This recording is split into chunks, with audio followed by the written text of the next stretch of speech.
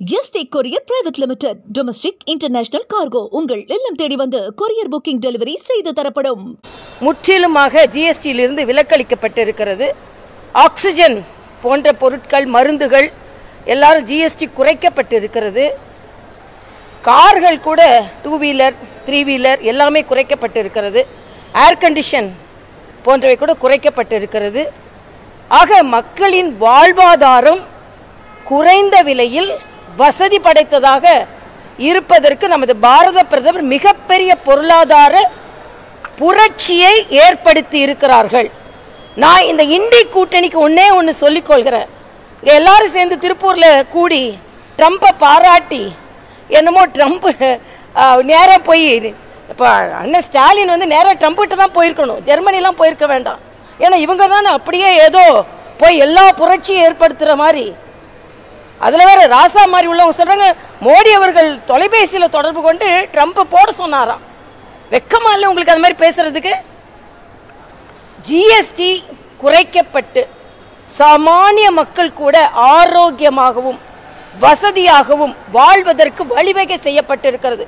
உண்மையிலேயே இண்டி கூட்டணியை சார்ந்தவர்கள், அது திமுக தலைவர் ஸ்டாலினாக இருக்கட்டும், திருமாவளவனாக இருக்கட்டும், காங்கிரஸ் தலைவர் செல்வ பெருந்தகையாக இருக்கட்டும், கம்யூனிஸ்ட் தலைவர்களாக இருக்கட்டும், நீங்கள் கூட்டம் போட்டு மரியாதைக்குரிய மோடி அவர்களுக்கும் மரியாதைக்குரிய நிர்மலா சீதாராமன் அவர்களுக்கும் நீங்கள் பாராட்டு கூட்டம் நடத்த வேண்டும்.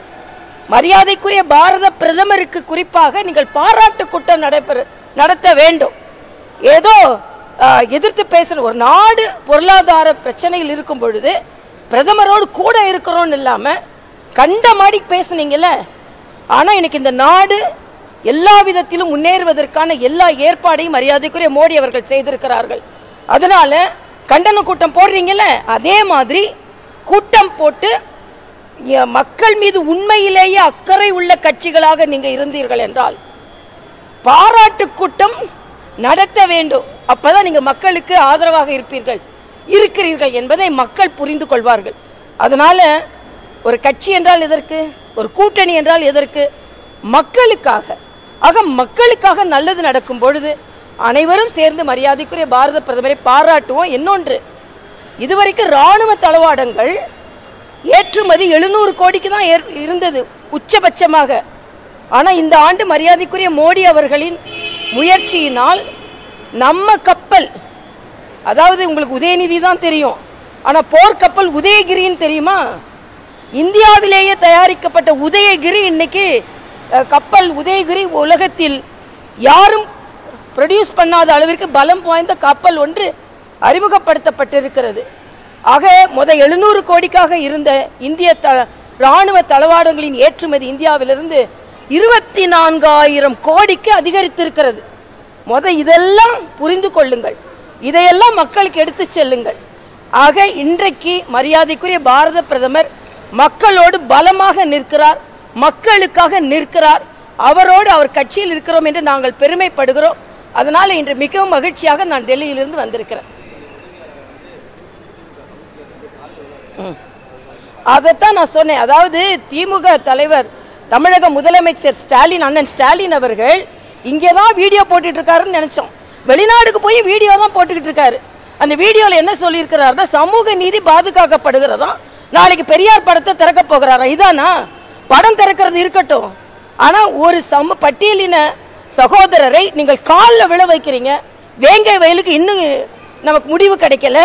ஆக இன்றும் பட்டியல் இன்னைக்கு ஆணவ கொலைகள் நடந்து கொண்டு இருக்கிறது. ஆனால் நீங்கள் சமூக நீதியை பற்றி பேசுறதுக்கு உங்களுக்கு எந்த தார்மீக உரிமையும் இல்லை.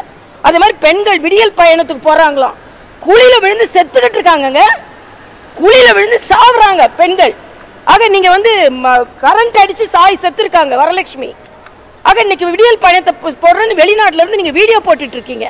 அதே மாதிரி நாங்க வந்து காலனின்ற பெயரை நீக்கிட்டாங்களாம். காலனின்ற பெயரை நீக்கினா போதுமா? அவலங்களை நீக்க வேண்டாமா? சமூக நீதி விடுதிகளாம். இந்த விடுதிகளுக்குள்ள போய் பாருங்க எவ்வளவு சமூக அவலங்கள் நடந்து கொண்டு இருக்கிறது.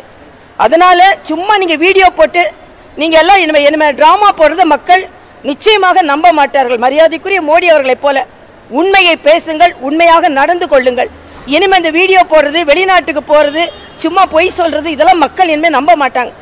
தமிழர்கள் ஆற தழுவினார்கள். அதைத்தானே மோடி அவர்கள் வெளிநாட்டுக்கு செல்லும் போது இந்தியர்கள் தமிழர்களோடு சேர்ந்து ஆற தழுவினார்கள். அப்ப மோடி வெளிநாட்டுக்கு போறார் விமர்சனம் செஞ்சீங்களே.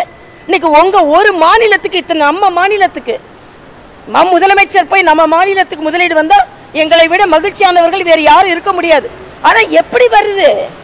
மரியாதைக்குரிய மோடி அவர்கள் நம்ம நாட்டை பற்றி பெருமைப்பட அங்கே உலக வரைபடத்தில் இந்தியாவை பெருமைப்படுத்த வைத்திருக்கிறார். அதனால வருது. இதுக்கு முன்னால 4 வாட்டி ஆட்சி செஞ்சீங்க, எத்தனை முதலீடுகளை கொண்டு வந்தீங்க? அதனால இனிமேல் நாங்கள் பலமாக மக்களிடம் செல்வோம். ஜிஎஸ்டி அதுக்கு ஒரு சான்று. அதனால மகிழ்ச்சியாக இருக்கிறோம், மக்களுக்காக நாங்கள் இருக்கிறோம். அதாவது நான் எதுலையுமே கருத்து சொல்லலை. ஏன்னா நாங்கள் இப்போ மக்களோடு இருக்கிறோம். மக்கள் ஏதாவது மகிழ்ச்சியாக இருக்கும்போது நல்லதை பேசுவோம். நம்ம